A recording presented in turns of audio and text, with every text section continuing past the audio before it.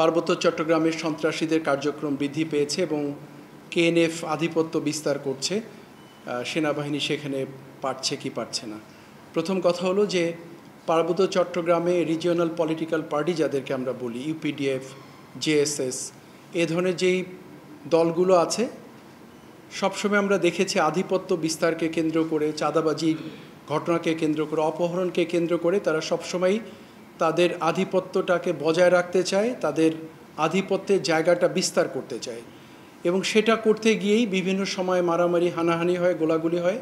আমরা যেটা দেখছি সেটি তারই একটি অংশ, নতুন কিছু নয়। বাট অবশ্যই সেনাবাহিনী এ ব্যাপারে কাজ করছে এবং সর্বোচ্চটা দিয়ে চেষ্টা করছে যাতে করে এটা নিয়ন্ত্রণের মধ্যে থাকে। একটা জিনিস জানার বিষয় যে সেনাবাহিনী একাই কিন্তু পার্বত্য চট্টগ্রামের স্টেক হোল্ডার নয়। বেসামরিক প্রশাসন, পুলিশ প্রশাসন সবাই এটার অংশ। সবাই যদি সমন্বিতভাবে কাজ করে আমি নিশ্চিত যে এটাকে আরও কমফোর্টেবল জায়গায় নিয়ে যাওয়া সম্ভব এবং সেটা অবশ্যই প্রয়োজন। দ্বিতীয় হচ্ছে কেএনএফের ব্যাপারে আপনারা বলেছেন যে কেএনএফ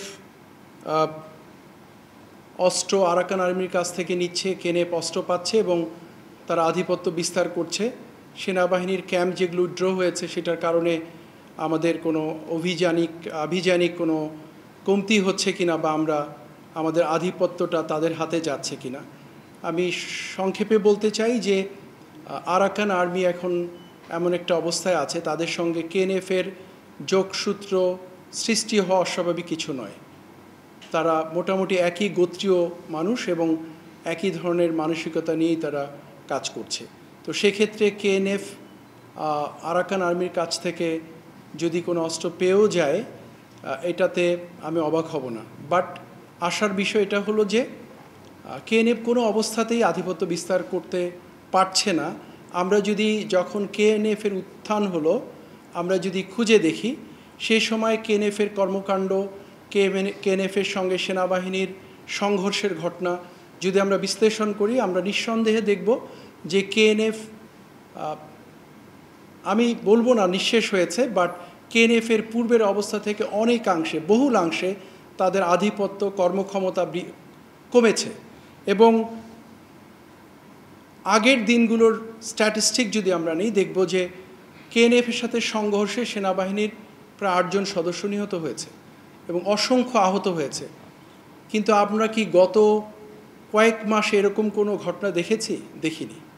বরং আমরা নিজেদের অভিযান পরিচালনা করার কারণে কেএনএফেরই অনেক সদস্য হতাহত হয়েছে, তাদের অনেকগুলো অস্ত্র উদ্ধার করতে পেরেছি আমরা এবং তাদের যে বিভিন্ন বেস বা ট্রেনিং ক্যাম্প সেগুলো আমরা খুঁজে পেতে সক্ষম হয়েছি এবং সেগুলো ধ্বংসও করা হয়েছে।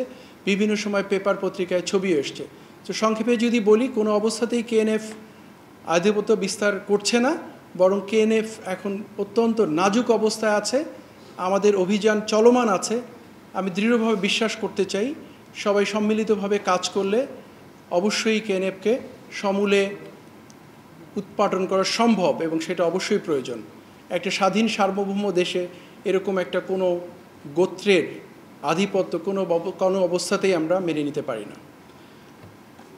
থার্ড যেটি মেজর সাদিককে নিয়ে আপনারা প্রশ্ন করেছেন, আমাদের নজরে এসছে, যদিও বিষয়টি তদন্তাধীন আছে, তারপরে আমি বলবো যে এরকম একটা ঘটনার কথা জানার পরে আর্মির হেফাজতেই সে আছে এবং তদন্ত চলমান আছে। তদন্তে তার দোষ প্রমাণিত হলে নিঃসন্দেহে সেনাবাহিনী প্রচলিত নিয়ম অনুযায়ী তার বিরুদ্ধে ব্যবস্থা গ্রহণ করবে। যেহেতু বিষয়টি তদন্তাধীন আছে এর বেশি এই মুহূর্তে বলা আমার মনে হয় সমীচীন হবে না। লাস্ট যেটা বলে আমি শেষ করব,